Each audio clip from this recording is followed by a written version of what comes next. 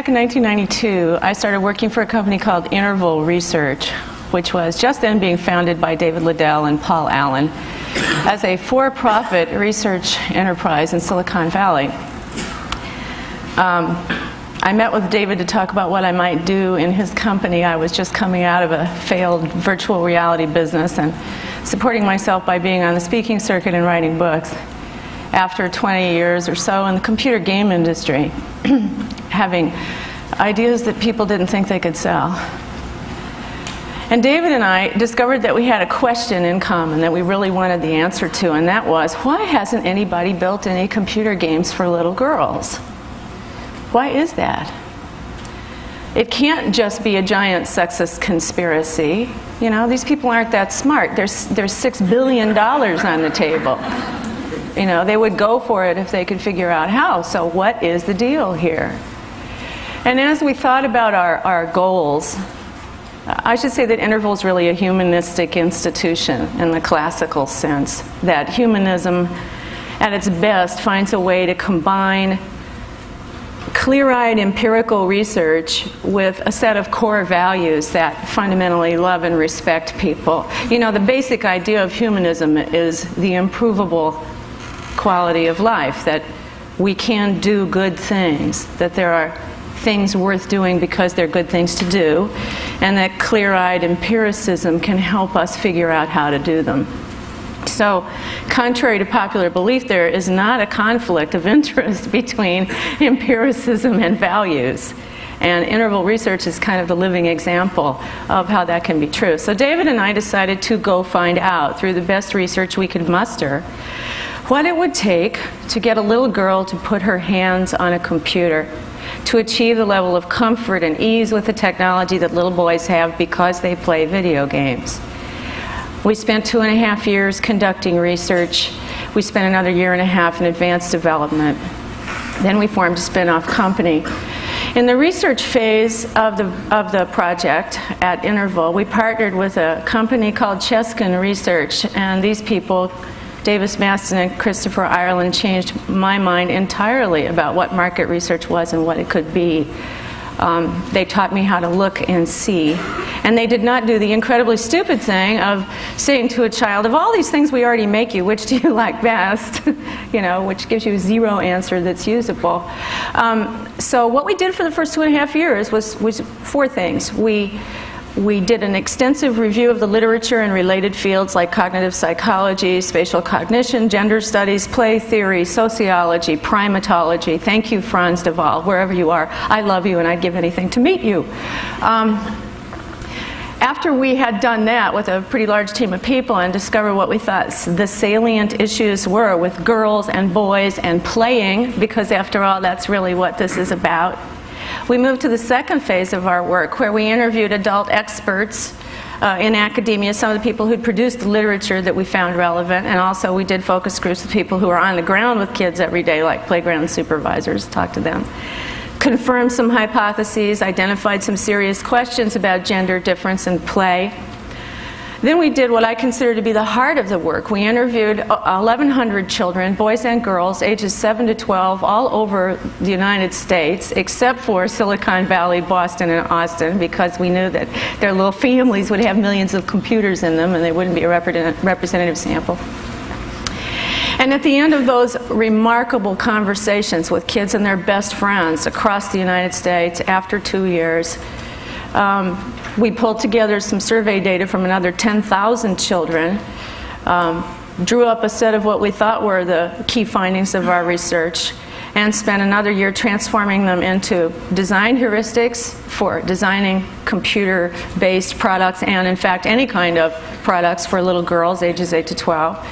And we spent that time designing interactive prototypes for computer software and testing them with little girls. In 1996, in November, we formed a company, Purple Moon, which was a spin-off of Interval Research, and our chief investors were Interval Research, Vulcan Northwest, Institutional Venture Partners, and Allen & Company.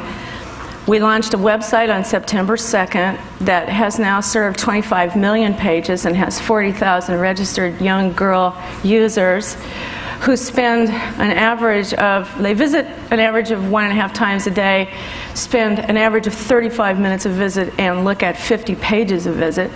So we feel that we've formed a successful online community with girls.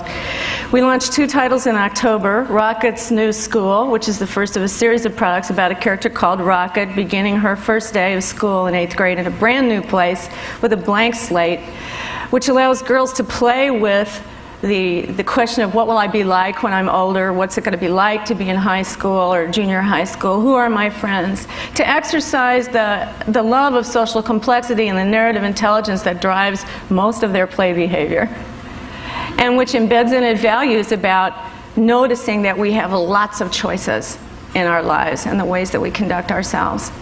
The other title that we launched is called Secret Paths in the Forest, that addresses the more fantasy-oriented inner lives of girls. These 2 titles both showed up in the top 50 entertainment titles in PC Data, in December, right up there with John Madden football, which thrills me to death. So we're real, and we've touched several hundreds of thousands of little girls. Now then, we've made 500 million impressions with marketing and PR for this brand, Purple Moon. 96% of them, roughly, have been positive. 4% of them have been other. I want to talk about the other because the politics of this enterprise, in a way, have been the most fascinating part of it for me. There are really 2 kinds of negative reviews that we've received. One kind of reviewer is a male gamer who thinks he knows what games ought to be and won't show the product to little girls. The other kind of reviewer is a certain flavor of feminist who thinks they know what little girls ought to be. And so it's funny to me that these interesting odd bedfellows have one thing in common. They don't listen to little girls. They haven't looked at children. And they're certainly not demonstrating any love for them. I'd like to play you some voices of little girls from the 2.5 years of research that we did. Actually, some of the voices are more recent. And these voices will be accompanied by photographs that they took for us of their lives, of the things that they value and care about. These are pictures the girls themselves never saw, but they gave to us.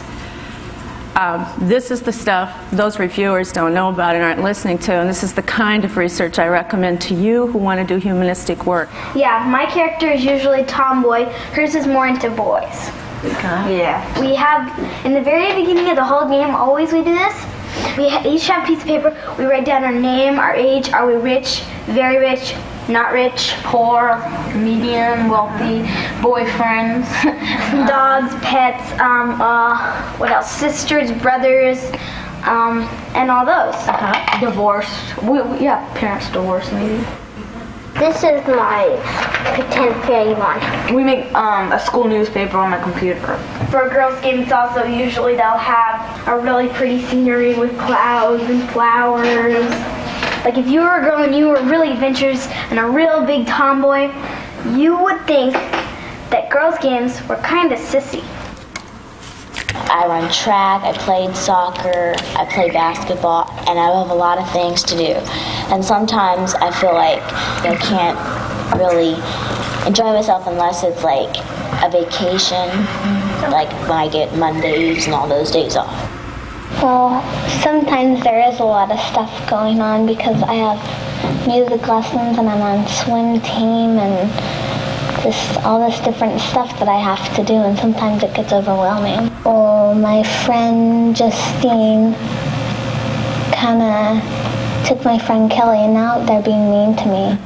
Well, sometimes it gets annoying when your brothers and sisters or brother or sister, when they copy you and like you get your idea first, and they take your idea and they do it themselves.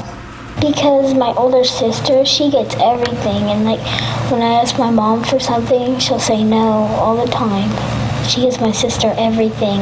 I want to show you real quickly just a minute of Rocket's tricky decision, which went gold 2 days ago, so let's hope it's really stable. This is the second day in Rocket's life, and the reason I'm showing you this is that I'm hoping that the scene that I'm going to show you will look familiar and sound familiar now that you've listened to some girls' voices. And you can see how we've tried to incorporate the issues that matter to them in the game that we've created.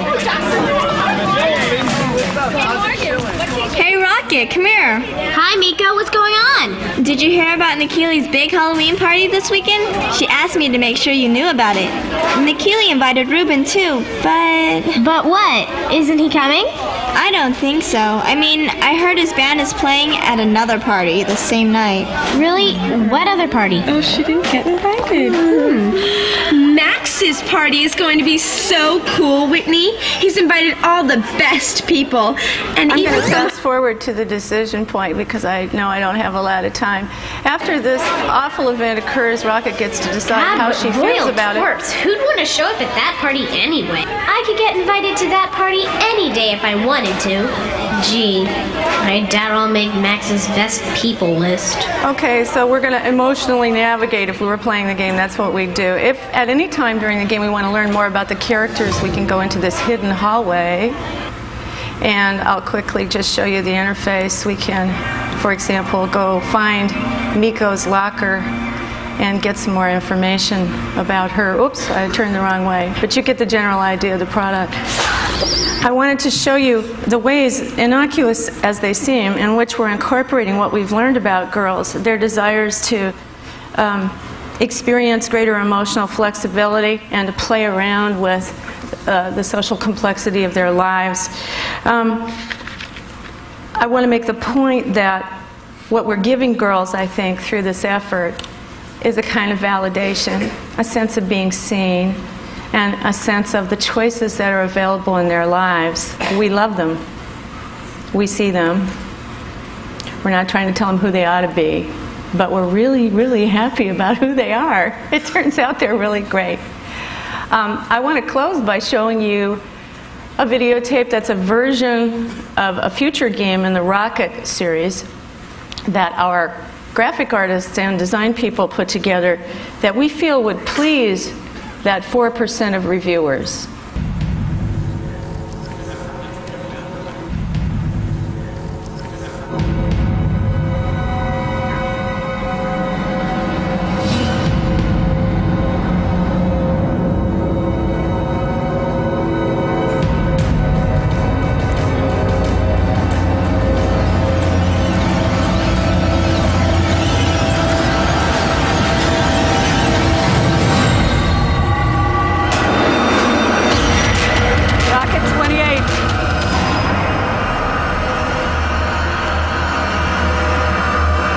It's like I'm just waking up, you know? Thanks.